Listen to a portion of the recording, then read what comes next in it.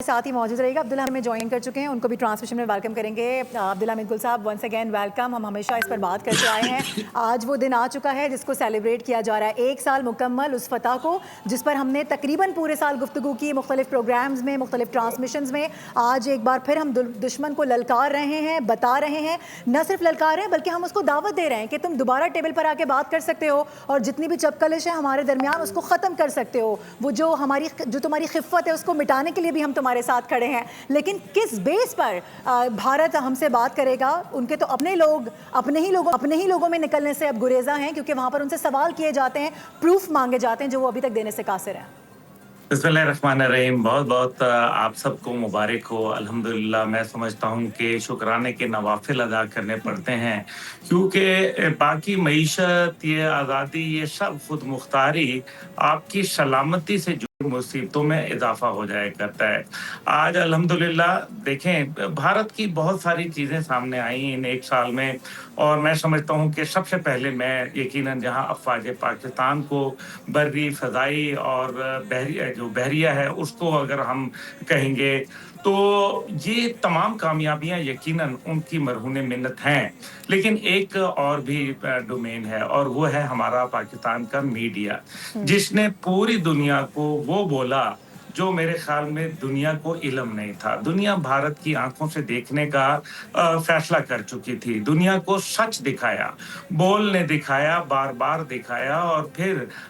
دلائل کے ساتھ آپ دیکھ لیجئے پاکستان کا میڈیا جو پہلے دن بات کی وہی آج بھی یہی بات ہو رہی ہے، اور بھارت کا میڈیا گرگٹ کی طرح رنگ بدل رہا ہے۔ بھارت ابھی تک پہلگام کے اوپر کوئی ثبوت نہیں دے پایا، جس سے واضح نظر آتا ہے کہ یہ ایک فال فلیگ آپریشن تھا، جھوٹ تھا۔ دوسری بات یہ ہے کہ جنگیں ہوتی ہیں دنیا کے اندر، کوئی کہتا ہے میں جیت گیا، کوئی کہتا ہے میں جیت گیا، لیکن پاکستان نے جب ان کے طیارے گرائے 8-0 کے ساتھ، اس کے بعد آپ دیکھیں کہ ہمیں یہ پتہ چل گیا کہ دنیا نے یہ مان لیا کہ یہ جنگ پاکستان جیت گیا۔ جب دنیا تعریف کرے کسی چیز کی، دیکھیں نا، میں وہ بھارت جس طرح سے کلیم جو بھی کرتا رہے، لیکن ڈونلڈ ٹرمپ نے تقریباً کو 100 دفعہ تو بول دیا ہے، اور 100 دفعہ میں وہ تو 11-0 کی بات کر رہے ہیں۔ دیکھیں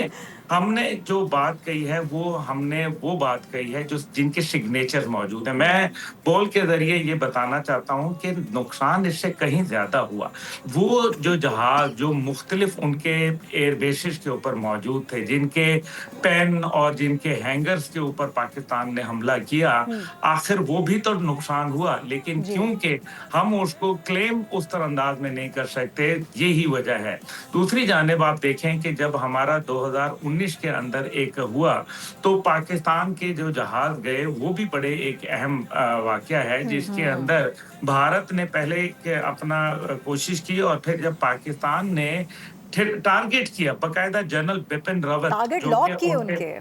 جی جنرل بپن راوت جو ان کے بعد میں کمانڈر ڈیفنس سروسز بنے اور پھر ہیلی کاپٹر میں جو ہے وہ مارے گئے، تو ان کو ہم نے باقاعدہ ان کے ہیڈ کوارٹر کو نشانہ بنا لیا تھا، لیکن پاکستان نے اس لیے فائر نہیں کیا کیونکہ ہم نہیں چاہتے تھے کہ ان کا آرمی چیف مارا جائے۔ ہم وار کو ایسکیلیٹ نہیں کرنا چاہتے تھے، بلکہ ہم ایک پرامن ملک ہے۔ لیکن اس کا آج جو فیلڈ مارشل صاحب نے بولا، میں سمجھتا ہوں فیلڈ مارشل صاحب کے لیے تو میں یہ ضرور کہوں گا کہ سینے میں قرآن ہے، دل میں ایمان ہے، ہاتھوں میں ایمان تقوی جہاد والی فی سبیل اللہ والی پاکستانی فوج کی کمان ہے، تو پھر بنیان و مرصوص تو پھر ہم بنیں گے نا۔ ہماری عوام جس کو جو ہے دشمن نے یہ سوچا تھا کہ ہم نے تقسیم کر ڈالا، یہ بھی ایک سازش تھی۔ دیکھیں نا 9 مئی کا کیا ہوا، اور پھر 10 مئی کو کیا ہوا، پھر 28 مئی کو کیا ہوا۔ یہ مئی کا مہینہ جو ہے بڑا یونیک مہینہ ہے۔ میں یہاں ISPR کو بھی ضرور خراج تحسین پیش کروں گا، جنہوں نے، میں آپ کو یہ بتانا چاہتا ہوں کہ ہمارے سینئر افسران جنرل احمد شریف سمیت ان لوگوں کے پاؤں کے اندر آبلے پڑ گئے، فوجی جوتے پہن کے انہوں نے پاؤں میں پٹیاں باندھ لی اور یونیفارم کے اندر وہیں سوتے رہے کئی دن تک، کیونکہ یہ آپ کو پتا ہے کہ پہلے ایک وار مانگرنگ شروع تھی اپریل کے مہینے میں۔ سبسکرائب کریں اور بیل دبائیں تاکہ کوئی خبر رہ نہ جائے۔